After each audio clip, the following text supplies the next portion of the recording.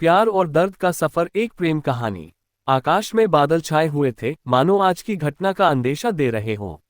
छोटे से शहर नीलगिरी की वो पुरानी लाइब्रेरी, जहां किताबों की खुशबू के साथ साथ दो दिलों का प्यार भी बसता था, आज सूनी लग रही थी। अरविंद शर्मा, जिसे सब प्यार से अरव बुलाते थे, एक कोने की मेज पर बैठा था। उसकी आंखों में एक अजीब सी बेचैनी थी, हाथ में पकड़ी प्रिया की तस्वीर कांप रही थी। आज वह दिन था जिसका उसे 7 सालों से इंतजार था। प्रिया सिन्हानिया लौट रही थी अमेरिका से।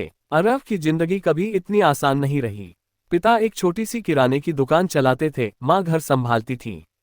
दो छोटी बहनों की जिम्मेदारी भी उसके कंधों पर थी। फिर भी उसकी आंखों में हमेशा सपने चमकते थे, सपने पढ़ाई के, अच्छी नौकरी के और एक लड़की के जो उसकी कक्षा में बैठती थी, प्रिया।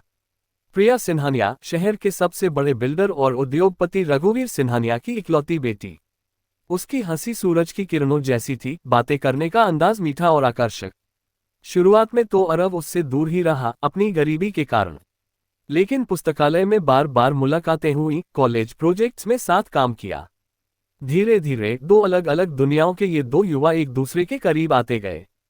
प्रिया को अरव की ईमानदारी, मेहनत और उसके सपनों की चमक ने आकर्षित किया। अरव को प्रिया की सरलता और उसके अंदर छिपे स्नेह ने। एक दिन बारिश में भीगते हुए एक छोटी सी चाय की दुकान की छत के नीचे दोनों ने एक दूसरे से प्यार का इजहार कर दिया। वे दिन अरव के लिए स्वर्ग जैसे थे। प्रिया के लिए उसकी गरीबी कोई मायने नहीं रखती थी। वह उसके साथ साइकिल पर घूमती, छोटे छोटे ढाबों पर खाना खाती, उसकी छोटी सी झोपड़ी में बैठकर उसकी माँ के हाथ का बना खाना चखती। उनका प्यार सच्चा और निस्वार्थ लगता था। अरव ने कंप्यूटर साइंस में अपनी पढ़ाई पूरी कर ली थी। उसका सपना था कि वह एक अच्छी नौकरी पाकर अपने परिवार की गरीबी दूर करे और प्रिया के पिता के सामने उसका हाथ मांग सके। वह दिन रात मेहनत करता, छोटे मोटे प्रोजेक्ट्स लेकर कुछ पैसे कमाता। प्रिया ने भी उसका हौसला बढ़ाया, उस पर विश्वास किया। फिर वह काला दिन आया। प्रिया के पिता ने उसे अमेरिका में MBA करने के लिए भेजने का फैसला किया। यह एक बड़ा अवसर था। अरव के मन में डर था, लेकिन उसने प्रिया को जाने के लिए प्रोत्साहित किया। जाओ प्रिया, अपने सपनों को पूरा करो। मैं यहीं रुककर अपनी मेहनत से कुछ बनूंगा। तुम लौटोगी तो मैं तुम्हारे लायक बन चुका होऊंगा। हवाई अड्डे पर विदाई के समय दोनों की आंखें नम थीं। प्रिया ने उसे गले लगाते हुए कहा था, अरव, तुम्हारे बिना ये 2 साल बहुत लंबे लगेंगे। लेकिन मैं वापस आऊंगी, हमेशा के लिए, तुम्हारे पास, ये वादा है। उन्होंने रोज बात करने, वीडियो कॉल पर मिलने का वादा किया। शुरुआत के कुछ महीने ठीक चले। फोन कॉल्स, लंबी चैट्स, भविष्य के सपने। लेकिन धीरे धीरे प्रिया की व्यस्तता बढ़ने लगी। नई दुनिया, नए लोग, खासकर राजवीर मल्होत्रा, जो उसकी क्लास का ही एक अमीर और प्रभावशाली NRI लड़का था। राजवीर स्टाइलिश, कॉन्फिडेंट और धनी था। वो प्रिया के आसपास मंडराने लगा, उसे पार्टियों में ले जाने लगा, महंगे तोहफे देने लगा। प्रिया पहले तो हिचकिचाई, अरव को याद करती। लेकिन धीरे धीरे राजवीर का जीवन शैली का आकर्षण, उसका प्रभाव और अपने पिता के दबाव, जो राजवीर के परिवार से बिजनेस कनेक्शन चाहते थे, ने उस पर असर डालना शुरू कर दिया। वह अरव से बात करने में झिझकने लगी, उसकी सादगी अब उसे बोरिंग लगने लगी। अरव को लगा कुछ गड़बड़ है। उसने प्रिया से पूछा तो वह बातों को टालने लगी। फिर वह दिन आया जब अरव का फोन बजा। प्रिया की तस्वीर चमक रही थी। उसका दिल धड़क रहा था। लेकिन फोन पर प्रिया की आवाज में जो ठंडापन था, वह उसे चीर गया। अरव, मैं कुछ कहना चाहती हूँ। हाँ प्रिया, सब ठीक तो है ना? तुम्हारी आवाज। अरव, ये मुश्किल है, लेकिन मुझे सच बोलना है। हमारा रिश्ता आगे नहीं बढ़ सकता। अरव के पैरों तले जमीन खिसक गई। उसे लगा सुनने में गलती हो रही है। क्या कहा तुमने प्रिया? मैं समझा नहीं। सुनो अरव, प्रिया की आवाज में एक अजीब सी कठोरता थी। यहाँ आकर मुझे एहसास हुआ है कि हम दोनों अलग दुनियाओं के हैं। तुम्हारे और मेरे सपने, हमारी जरूरतें, सब अलग हैं। मैं जो जीवन जीना चाहती हूँ, वो तुम मुझे दे नहीं सकते। और मुझे किसी और से प्यार हो गया है, राजवीर से। वो मेरे लिए बेहतर है। हमारे परिवार भी चाहते हैं कि हम साथ रहें। हर शब्द अरव के दिल पर छुरे की तरह चुभ रहा था। राजवीर, वही अमीर लड़का, उसका सारा विश्वास, सारे सपने चकनाचूर हो गए। उसकी आवाज भर्रा गई। प्रिया, तुम क्या कह रही हो? तुमने तो वादा किया था, हमारा प्यार। अरव, प्लीज, मुश्किल मत बनाओ। ये मेरा फैसला है। मैं तुम्हारे साथ नहीं रह सकती। मेरी जिंदगी अब यहीं है, राजवीर के साथ। प्लीज मुझे भूल जाओ। Good bye, click, line dead. उसे एक पल में अरब की दुनिया अंधेरे में डूब गई। प्रिया का वह आखिरी गुड बाय उसके कानों में गूंजता रहा। उसकी आंखों से आंसू नहीं निकले, सिर्फ एक भयानक खालीपन था, एक ऐसा दर्द जिसे शब्दों में बयान नहीं किया जा सकता था। उसका प्यार, उसका विश्वास, उसकी पहचान तक सब कुछ उस एक फोन कॉल ने तहस नहस कर दिया था। प्रिया ने उसे सिर्फ छोड़ा नहीं था, उसकी भावनाओं को कुचल दिया था, उसकी गरीबी को उसके चेहरे पर मार दिया था। उसने खुद को बेबस और तुच्छ महसूस किया। वह दिनों तक उसी लाइब्रेरी की उसी कुर्सी पर बैठा रहा जहां उसने प्रिया के साथ इतने सुहाने पल बिताए थे। किताबें अब उसे सिर्फ खामोशी की याद दिलाती थीं। अरब टूट चुका था, लेकिन उसके अंदर का जुझारू योद्धा मरा नहीं था। प्रिया के शब्द, तुम मुझे वो जीवन नहीं दे सकते, उसके दिमाग में हथौड़े की तरह पड़ते रहे। दर्द ने उसमें एक अद्भुत जुनून पैदा कर दिया। उसने ठान लिया वह साबित करके दिखाएगा, न सिर्फ प्रिया को बल्कि पूरी दुनिया को, कि गरीबी किसी की काबिलियत का पैमाना नहीं है। वह अपने दर्द को ही अपनी ताकत बनाने पर उतारू हो गया। उसने अपने छोटे मोटे प्रोजेक्ट्स को गंभीरता से लेना शुरू किया। दिन रात एक कर दिया। कंप्यूटर की स्क्रीन के सामने घंटों गुजारता, कोडिंग करता, नए आइडियाज पर काम करता। उसने अपनी एक छोटी सी सॉफ्टवेयर डेवलपमेंट कंपनी शुरू की, अरब इनोवेशंस। शुरुआत बहुत कठिन थी, पैसों की कमी, ग्राहकों की तलाश, असफलताएं।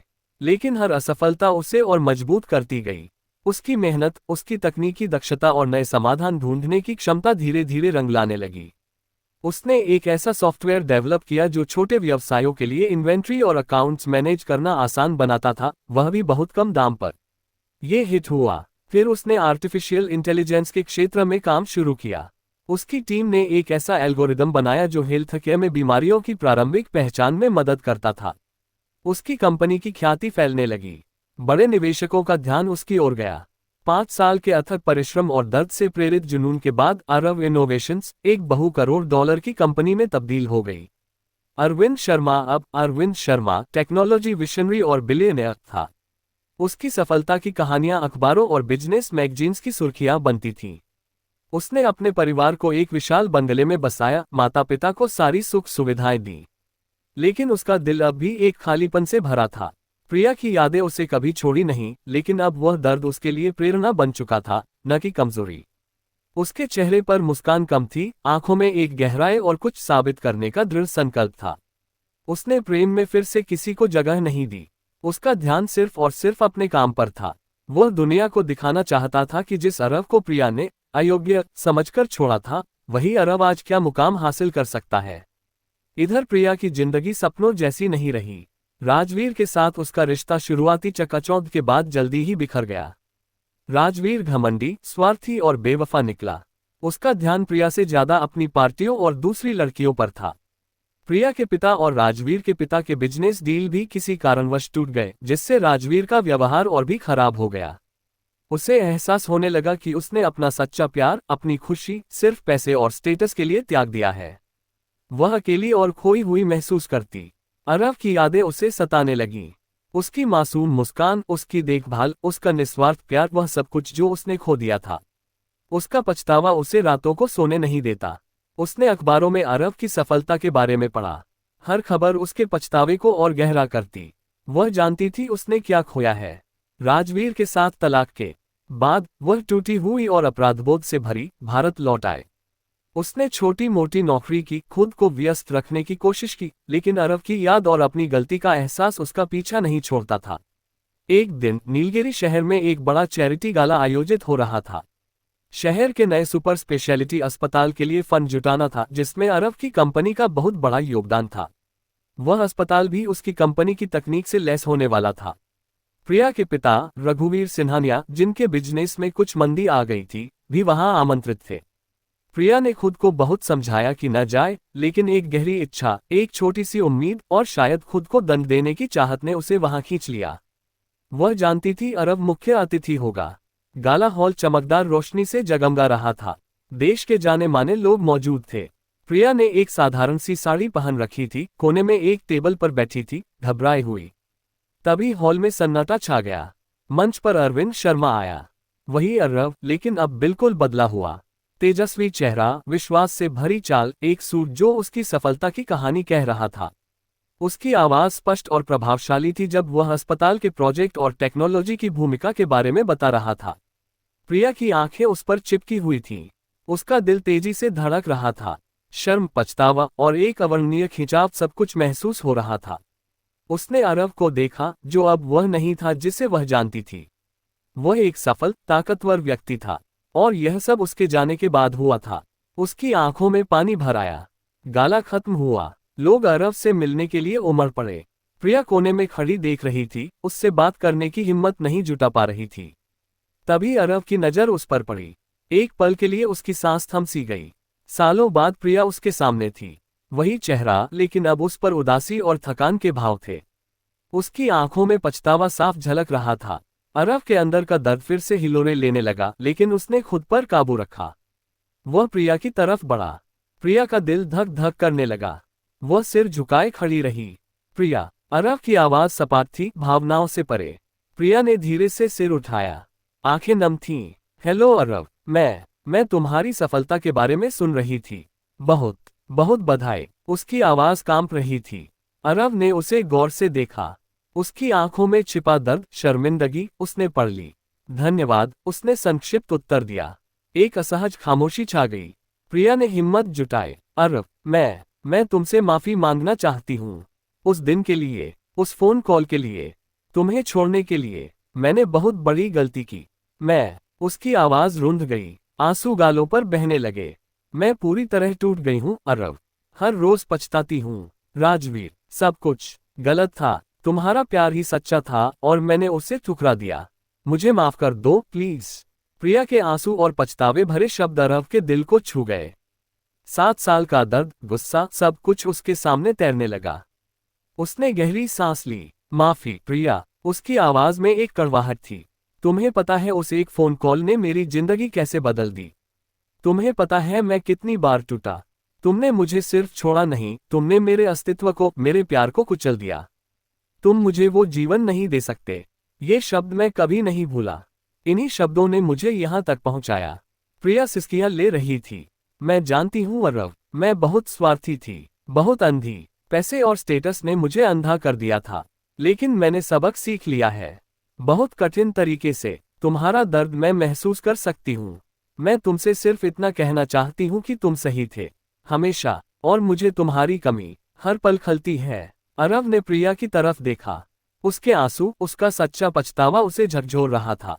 क्या वह उसे माफ कर सकता था? क्या वह फिर से विश्वास कर सकता था? सालों का दर्द एक पल में मिटने वाला नहीं था। उसने मुड़ने का इरादा किया। प्रिया, अभी नहीं। तुम्हारी माफी मैं स्वीकार करता हूँ, लेकिन विश्वास, वो टूटा हुआ शीशा है जिसे जोड़ने में वक्त लगता है। मैं अभी जवाब नहीं दे सकता। वह चल दिया, प्रिया को उसी उदासी में खड़ा छोड़कर। प्रिया का दिल टूट गया, लेकिन उसे एहसास हुआ कि उसकी गलती बहुत बड़ी थी।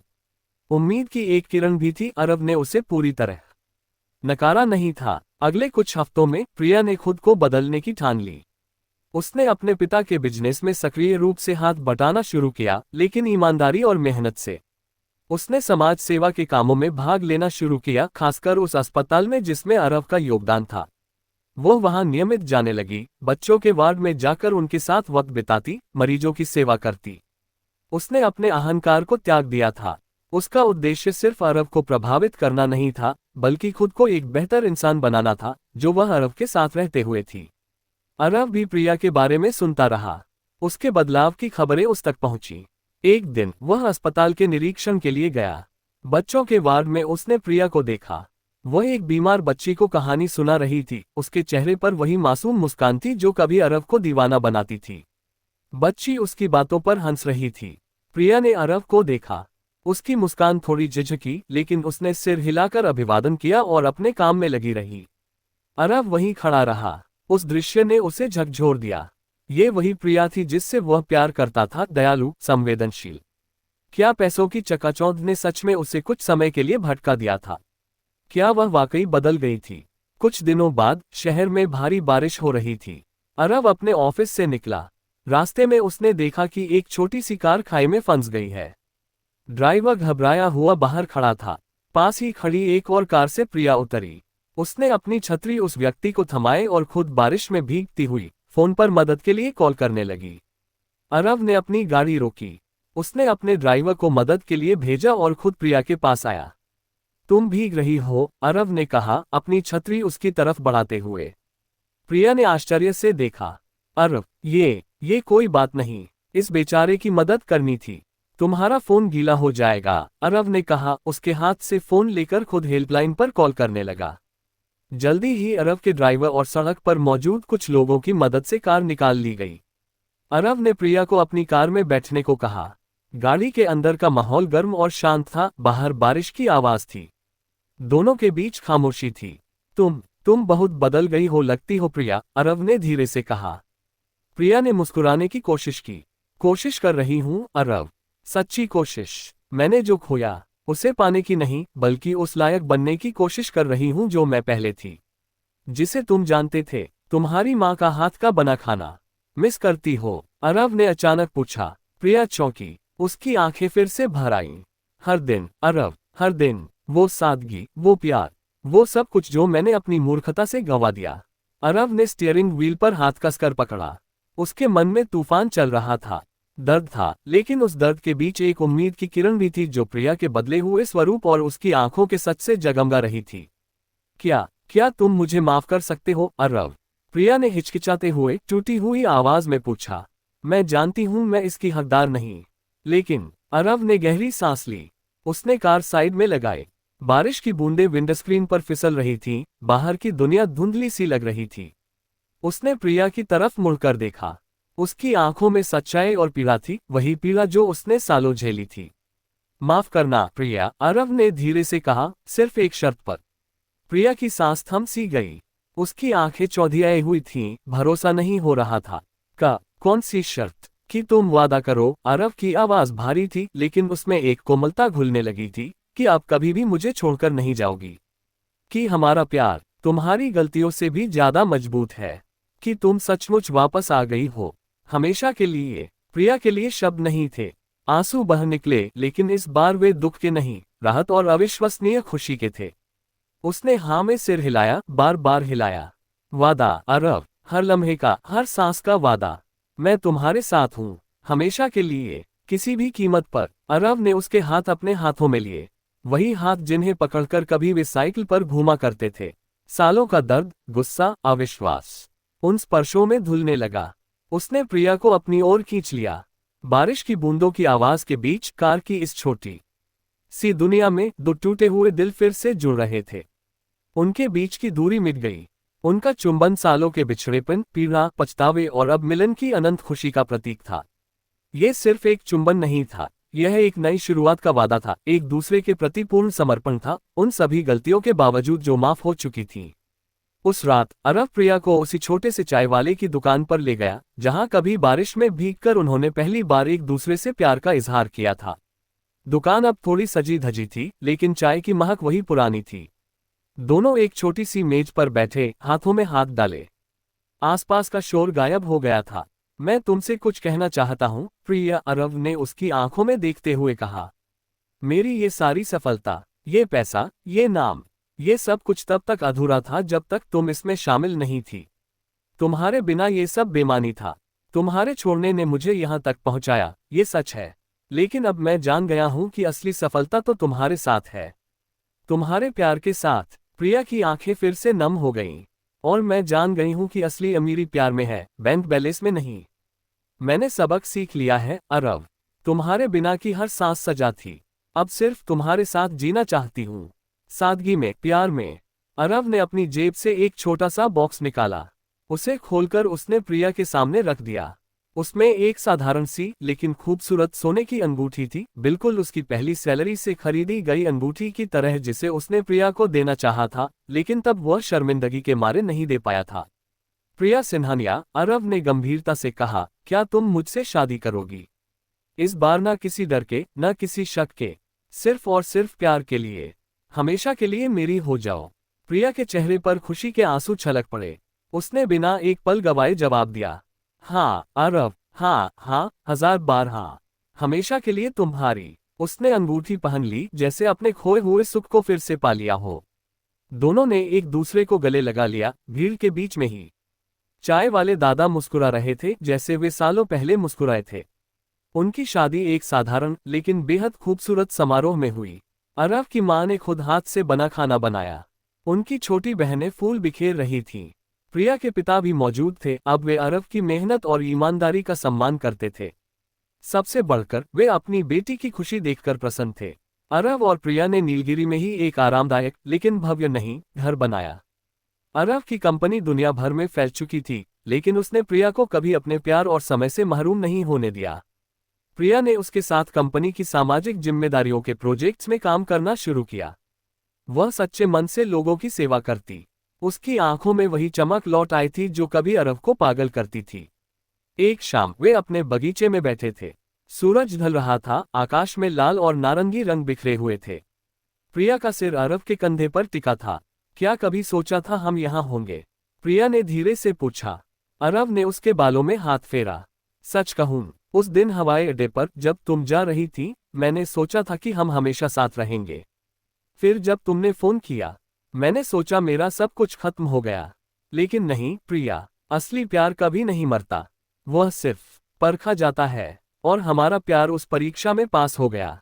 सब कुछ के बावजूद। प्रिया ने उसका हाथ थाम लिया। मैं तुम्हारी शुक्रगुजार हूं अरव। तुमने मुझे माफ किया, मुझे फिर से मौका दिया। मैं इस भरोसे को कभी नहीं तोड़ूंगी। जानती हो, अरव मुस्कुराया, तुम्हारे जाने के बाद मैंने सिर्फ साबित करने के लिए काम किया। लेकिन अब मैं काम करता हूं क्योंकि मुझे अच्छा लगता है। क्योंकि मेरे पास तुम हो। क्योंकि हम मिलकर दूसरों के लिए कुछ अच्छा कर पाते हैं। और ये सब तुम्हारे बिना अधूरा था। उन्होंने चुपचाप सूर्यास्त देखा। 7 साल के अंधेरे के बाद उनकी जिंदगी में फिर से सूरज उग आया था। गरीबी, धोखा, पछतावा, संघर्ष, सफलता, सब कुछ पार करके वे फिर से एक हो गए थे। उनका प्यार अब और भी गहरा और भी मजबूत था। उन्होंने सीख लिया था कि सच्चा प्यार कभी नहीं मरता, वह सिर्फ थोड़ा सा खो जाता है, और फिर जब मिलता है तो पहले से कहीं ज्यादा चमकदार होता है। अरव और प्रिया का सफर पूरा हुआ था। दर्द से होकर प्रेम की अनंत खुशी तक। उनकी कहानी सिर्फ उनकी नहीं रही, यह उम्मीद की कहानी बन गई, माफी की कहानी बन गई, और इस सच्चाई की कहानी बन गई कि दिल अगर सच्चा हो तो कोई मंजिल दूर नहीं, कोई रिश्ता टूटा नहीं होता।